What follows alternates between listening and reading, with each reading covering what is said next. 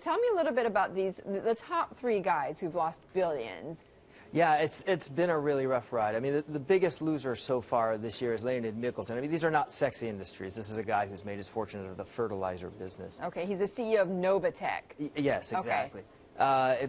Right after him, I think it's Vladimir Leeson, Alisher Usmanov? Usmanov, yes, who was Metal Invest founder? Yes, he was okay. Russia's richest person, has been so for about 2 years.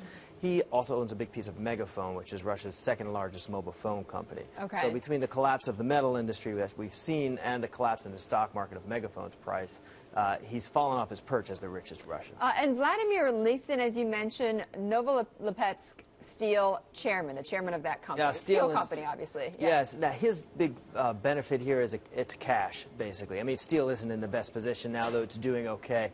In 2013, he and four of the billionaires sold out of their oil venture, TNK-BP, and collected between them $28 billion.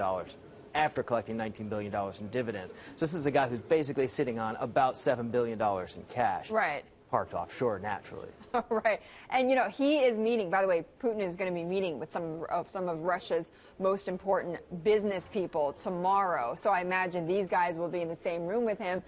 You know, we were discussing earlier whether at some point the elites, like these folks, are going to turn around to Putin and say, hey, wait a minute, you were supposed to be helping me protect my fortune and helping me get richer. Look at what's happening. How much pressure are they going to put on him? Well, it's an interesting battle. Putin has actually gone after these guys. And in the State of the Union address a couple of years ago, he actually came out and basically said, you guys have accumulated fortunes in an unfair manner. You purchased these things at an unfair price. You've parked your money offshore in the British Virgin Islands and Cyprus. We want it back. Bring that money back home. So there's a tension there. It's basically, I'll let you have your fortunes. You need to take care of things at home. Chill went through everybody's spine when the government arrested Evtushenkov. Yes. He was released today. So there's still this sort of kind of tension. And when this first happened with the sanctions back in March, our sources said, listen, these guys only have so much pressure they can put on Vladimir Putin. He's singularly focused, and they can only actually put so much pressure because he actually holds all the cards. So clearly there is a push and pull here between the richest and also Putin.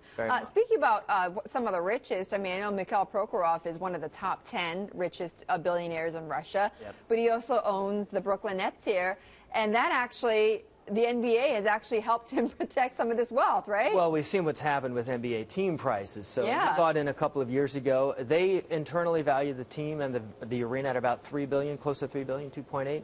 Our sources tell us it's more like 2.1. Very murky in the NBA. They don't release financials. Yeah. So, but he also is a guy sitting on a cash fortune that he's very smartly diversified internationally. So yes, that element of his fortune has actually propped him up a little bit. Right. At least he's not holding anything in Russia, right? So no, he's got it here. He can't get the Nets. No, he can't get the Nets. No, definitely not. Can you imagine if he did? All right, Rob. Thank you so much, Rob Lafranco of Bloomberg News.